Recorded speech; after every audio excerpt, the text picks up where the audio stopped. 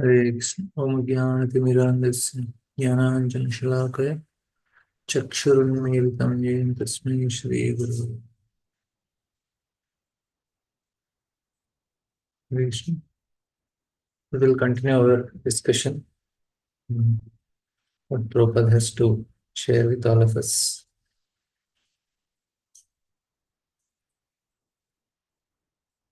So here we have covered till 16. Just we'll see the translation of 2, 3 so that we'll just get some reminder.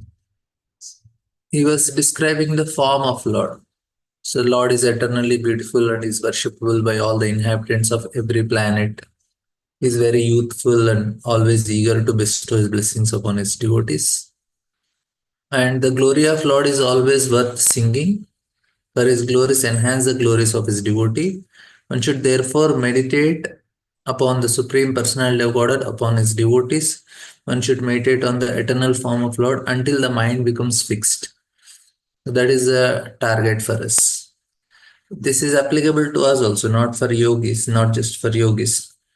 We have to meditate. That is the success of our spiritual life, how much we are able to meditate.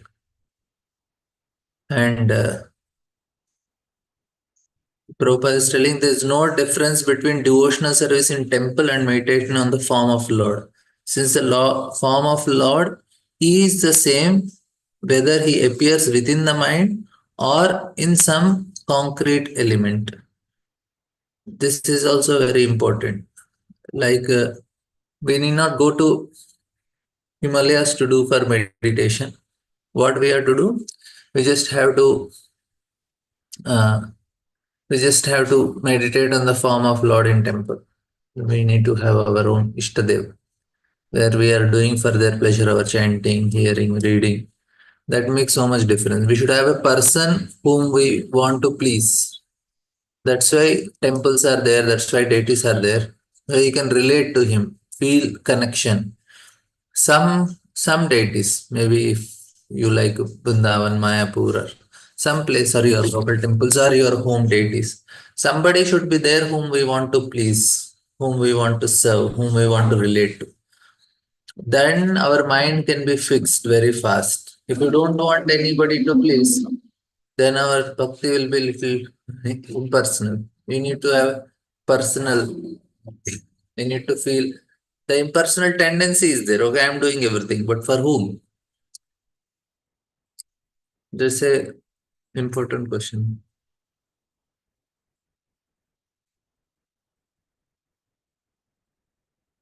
So here we have seen next shloka says that Sitam Rajantam Asinam Shanam Va Guhashayam Prekshaniye Hitam Das Dhyaye Chuddha Bhavena Chetasa. He says that thus, always merged in devotional service, the yogi visualizes the Lord standing, moving, lying down, or sitting within him. For the pastimes of the Supreme Lord are always beautiful and attractive. The process of meditation on the form of the Supreme Personality of Godhead within oneself and the process of chanting the glories and pastimes of Lord are the same. So, like, this is meditation for a yogi who does. Of course, bhaktas also do meditation, but Prabhupada here is mentioning about the yogis who are just meditating within oneself. But what we do, we are sitting and hearing the glories. What is the important thing is that we are trying to fix our mind on the Lord. The only difference is that hearing and fixing the mind on the pastimes of Lord is easier than visualizing the form of the Lord within one's heart, because as soon as one begins to think of Lord, especially in this age, the mind becomes disturbed. And due to so much agitation, the process of seeing the Lord within the mind is interrupted. And that what Prabhupada basically telling, it is not very practical to work on seeing the Lord within the mind. And even people they sit and they try to do Leela Smaran. We may say, oh, they are also trying to do, and this is our process, Leela Smaran. But Leela Smaran is not for the initial stages. Only one who has very much matured, they only should take up this process after quite sufficient anarthamiti happened where your mind is not disturbed. So for us, what we do instead of visualizing, we try to hear and fix the mind on the past tense of Lord. That means we are hearing. This is not Leela Smaran. We are just hearing and trying to understand the past tense. This is very, very important meditation for us. We have to think about them, think the philosophy, try to understand. When there is sound vibrated praising the transcendental pastimes of the Lord, however, one is forced to hear. That hearing process enters into the mind and the practice of yoga is automatically performed. Just hearing is our yoga. So we have done almost 1.5 hour yoga now. Apart from chanting, even the hearing is also yoga. But most important thing in this is we have put our consciousness in it. It is not just some mechanical hearing. Like we try to understand exactly what Prabhupada is telling, what he is trying to explain, because this is transcendental. It is much, much elevating than a yogi sitting in Himalayas and meditating on the form of Lord. This is my. For example, even a child can hear and derive the benefit of meditating on the pastimes of the Lord simply by listening to a reading from the Bhagavatam that describes the Lord as is going to the pasturing grounds with his cow friends. That means a child is also making advancement. Whereas yogi, you have to go to Himalayas. The advantage in bhakti is even a child can do. But Jnana Yoga and Dhyana Yoga, children cannot do, women cannot do. Hearing includes, of course, in Kali Yuga, nobody can do because everybody is Kala Shuddha symbol. Hearing includes applying the mind. In this age of Kali, Lord Chaitanya has recommended that one should always engage in chanting and hearing Bhagavad Gita. The Lord also says that the Mahatmas or great souls always engage in the process of chanting the glories of the Lord. And just by hearing, others derive the same benefit. Yoga necessitates meditation on the transcendental pastimes of the Lord, whether he is standing, moving, lying down, etc. So this is we should be what practice we should do. Like any time we are just you are told okay sit for some time. You are waiting for some time.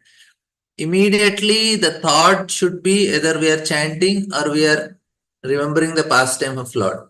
If that happens for us, like say I went to meet somebody, or I am just sitting in the platform of the waiting for the train, or waiting in the shop in a line to pay your bill. What should come to the mind? The holy name and the pastime of Lord. That should be how much we should get absorbed. No, we will not waste time. I said, okay, chanting. So there is no time is wasted for us. We are always absorbed in the holy name. Of course, when we go to Dham, we get that absorption, but otherwise also we should try to develop. Tasmillabda padam chittam sarvavaya Vayo samsthitam vilakshayikara samyujjat ange bhagavato muni. In fixing his mind on the eternal form of Lord, the yogi should not take a collective view of all his limbs, but should fix the mind on each individual limb of the Lord. And that's how our meditation comes. There is even what is first is initial stage of meditation, then there is dharana, dhyana, and then there is samadhi. Now they should be able to fix their mind on the form of Lord, and that too they should go from level to level. For us also the holy name also helps us. We should be able to fix our mind on the holy name. And then the form of the Lord appears. Nama, Rupa, Guna and Lila. Initially the Rupa appears, but it is in a more generic Rupa. It's little blur. Then when Dhyana stage comes, then he will be able to focus on each part of the Lord and he can meditate and he will be very clearly able to see the form of Lord in that way. That need to be achieved. And after that, in Samadhi, you don't need mind, you are just meditating on the Lord. Now, here it is very nicely explained. Prabhupada said the word Muni is very significant. Muni means one who is very expert in mental speculation or in thinking, feeling, and willing. What happens for a devotee? He will meditate. Initially, he's trying to meditate on the holy name. He's internally start chanting the holy name. Now we are starting chanting outside. I chant loudly, but internally we start chanting, and then we get so much absorbed. Then holy name dawns onto the person, and he need not separately make an endeavor to chant. Holy name is already vibrating in the heart. All the time holy name goes on. Anything is happening, but the holy name is heard for him because holy name descended. That is what is success. For us, we have to make an endeavor to chant. For people who are elevated, their holy name is constantly going. They don't make any endeavor. That is the higher level which we have to achieve one day. We should at least aspire for. We should know that there is something like that where the holy name comes on us and then we are constantly chanting. And it is said that he is not mentioned here as a devotee or yogi. So Muni means one who is expert in mental speculation or in thinking, feeling, and willing. Those who try to meditate on the form of Lord are called Muni or less intelligent. Whereas those who render actual service to the Lord are called Bhakti Yogis. The thought process described below is for education of Munis. This is not for devotees. Prabhupada is clearly telling whatever is going to be explained later. In order to convince the yogi that the absolute truth or supreme personality of God it is never impersonal at any time, the following verse prescribed observing the Lord in his personal form, limb after limb. To think of the Lord as a whole may sometimes be impersonal. Therefore, it is recommended here that one first think of his lotus feet, then his ankles, then the thighs, then the waist, then the chest, then the neck, then the face, and so on. One should begin from the lotus feet and gradually rise to the upper limbs of the transcendental body of the Lord. So, this description is not for devotees. So, Prabhupada is also very clear. The thought process described below is for the education of Munis, and he is not mentioned here as a devotee. So, this is not for devotees. Sanchintayed Bhagavatascharanarvindam Vajrankushadvajasarorulanchanatvayam Uttangarakta Vilasan Nakachakravala Joshnabhirata Mahat Adhidhyadhakaram. The devotee should first concentrate his mind on the lotus feet of the Lord, which are adorned with the marks of a thunderbolt, a god, a banner, and a lotus. The splendor of their beautiful ruddy nails resembles the orb of the moon and dispels the thick gloom of one's heart. This is a very famous shloka which is explaining the marks on the lotus feet of Lord. This meditation is also, of course, all this meditation for devotees, but this is for a yogi, it is more important. For us, we are meditating the service and this, but this is helps. And Prabhupada, the Mayavadi says that because one is unable to fix his mind on the impersonal existence of absolute truth, one can imagine any form he likes, and fix his mind on that imaginary form. But such a process is not recommended here. Imagination is always imagination. The result only is further imagination. Like I told, the difference between the two, that that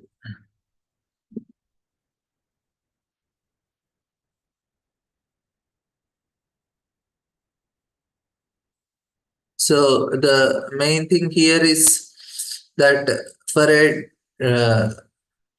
imagine, I told the three levels of understanding in the beginning of this chapter we were discussing, like For Mayavad, this night is imagination only. They think that imagination by we have to just imagine something and you get some imagination is needed because it's everything in the mind. Based on my mind, everything is what I am seeing. It's my mind only. But this is their understanding. They don't say it is real. Brahma Satyam Jagan Mithya for them. The Prabhupada says imagination, you will always remain in imagination. A concrete description of the eternal form of Lord is given. So it is this is only you have to meditate. Very clearly it is told. You cannot just imagine something. The Lord's soul is depicted with distinctive lines resembling a thunderbolt, a flag, a lotus flower, and a god. The luster of his toenails, which are brilliantly prominent, resemble the light of the moon. If the yogi looks upon the marks of the Lord's soul and on the blazing brilliance of his nails, then he can be free from the darkness of ignorance in material existence. This liberation is not achieved by mental speculation, but by seeing the light emanating from the lustrous toenails of the Lord. In other words, and has to fix his mind first on the lotus feet of the Lord if he wants to be free from the darkness of ignorance in material existence. Even it is applicable for us also. Like when we go take darshan of the Lord, we are told first take darshan of the lotus feet of Lord. If we are the mood of service is that when as soon as you go, we want to take darshan of the lotus feet. That is the mood of service, and we should be in that mood. And initially, that is very helpful. We are trying to see the Lord. There is a tendency to enjoy the Lord, seeing, oh, I want to see. That means there is a tendency to enjoy the beauty of the Lord. But uh, we should not enjoy the Lord. Lord should enjoy us. And we see the form of Lord, we like it and we appreciate it. Lord likes it. Not that, oh, I will not like it. No, like say you have nicely dressed and you wear nice dress and all. If somebody comes and appreciates, you like it. Oh, I did nice dress. The Lord also likes that. So every day he comes nicely dressed and stands. So he wants somebody to come and appreciate. And we should go and appreciate. And we should feel happy also that he is so nice. But it is not for our enjoyment, for his enjoyment. So that's why when we go, we take darshan of the lotus feet. So if we are in a mood of service, automatically our eyes will go at the lotus feet only. That automatically happens. We want to see, okay, I want to serve you. So this meditation is applicable to us in one level.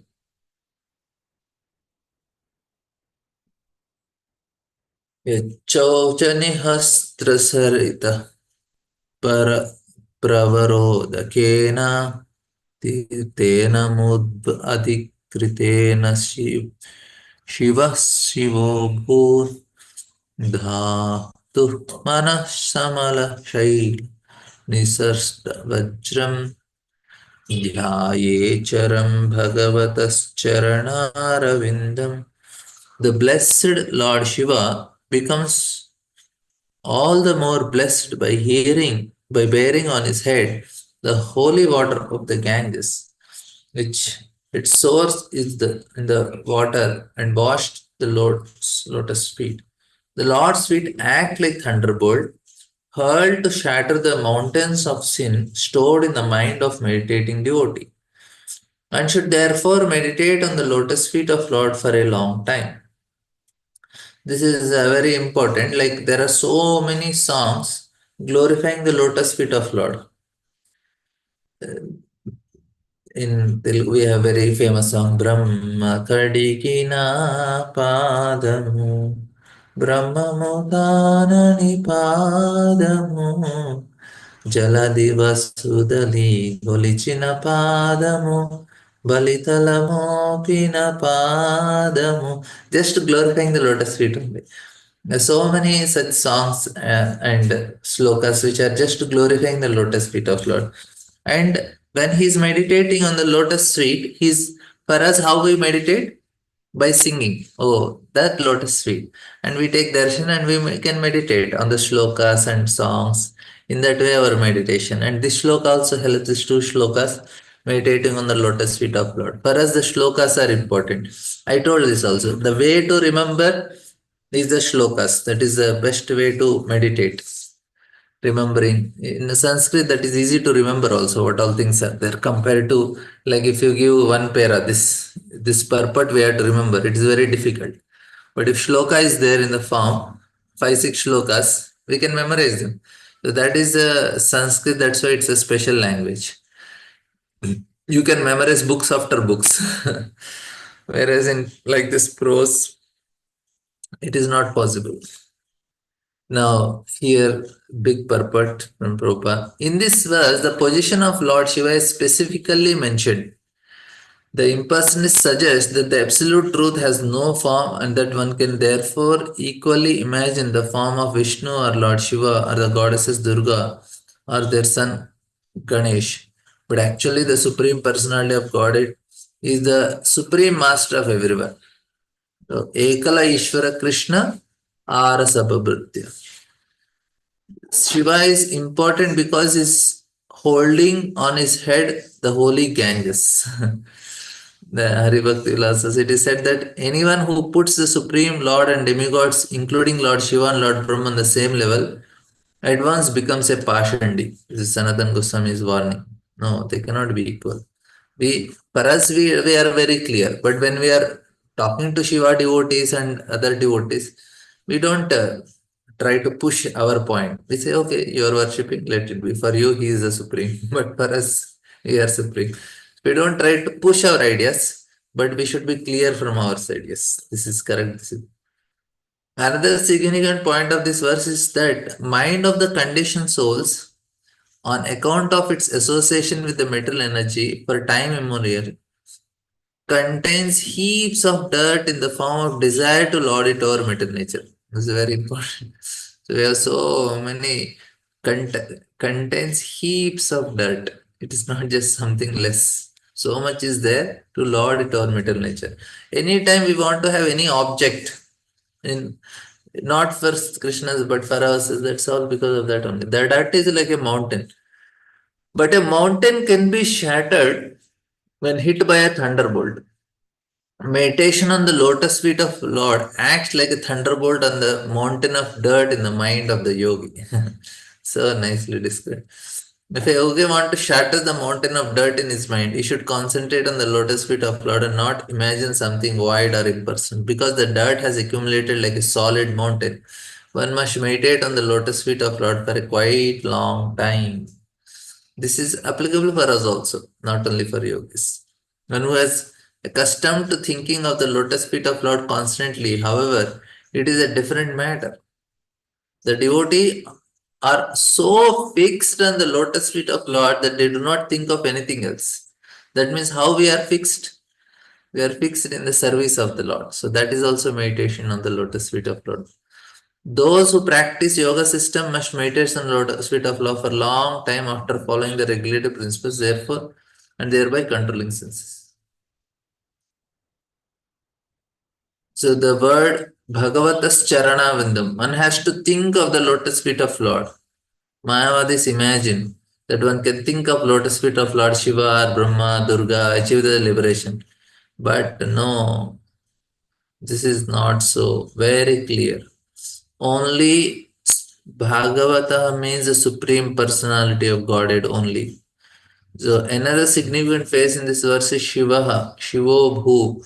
By his constitutional position, Lord Shiva is always great and auspicious, but since he has accepted on his head the Ganges water which emanates from the lotus feet of Lord, he has become even more auspicious.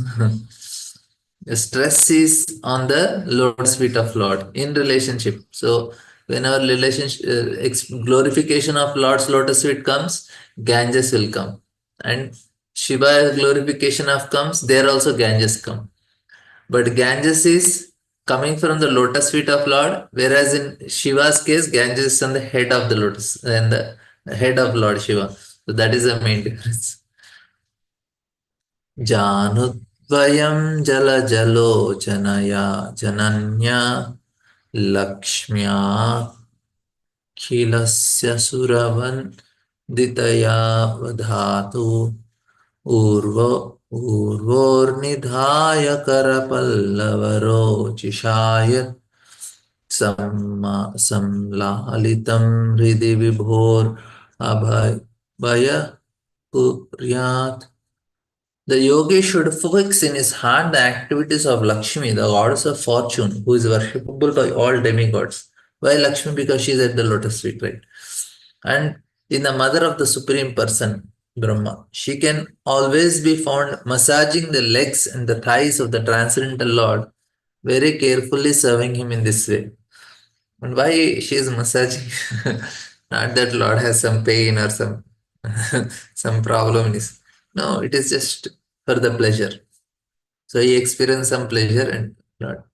Brahma is appointed Lord of the universe because his father is Garbhodaksha Vishnu. Lakshmi, the goddess of fortune, is automatically his mother. Lakshmi ji is worshipped by all demigods and by the inhabitants of other planets as well. Human beings are also eager to receive favors from the goddess of fortune. Lakshmi is always engaged in massaging the legs and thighs of the Supreme Personality of God Narayana, who is lying on the ocean of Garbhodaka ocean within the universe. Brahma is described here as a son of goddesses of fortune, but actually he was not born from her womb. Brahma takes his birth from the uh, abdomen of the Lord himself. Therefore, Lakshmiji's massaging of the thighs of the Lord should not be taken as the behavior of ordinary wife. The Lord is transcendental to the behavior of ordinary male and female. The word abhava is very significant, for it indicates that he could produce Brahma without the assistance of goddess of fortune. So Prabhupada is trying to make understand that Lakshmi serving the Lord is not like the wife in this material world serving her husband. That is not like that. It is all transcendental. Here it is an exploitation. If that image is shown, then they will be thinking that this is misogynist and feminist will have a problems seeing the photo of Garbhodaksha Vishnu with Lakshmi at the lotus feet serving. This is it is slavery for them. So they don't understand this concept because it is transcendental behavior. It is both are experiencing transcendental bliss. If Lord is like that, then he will not be a what do you call chariot driver. It is said in Bhakti Sandarbha, Krishna Jagara Thakur writes that Bhishma is a very big warrior and king. He is controlling everyone. Yes, Kshatriya, the big Kshatriya. But is appreciating Krishna driving a chariot because it's a job of some servant.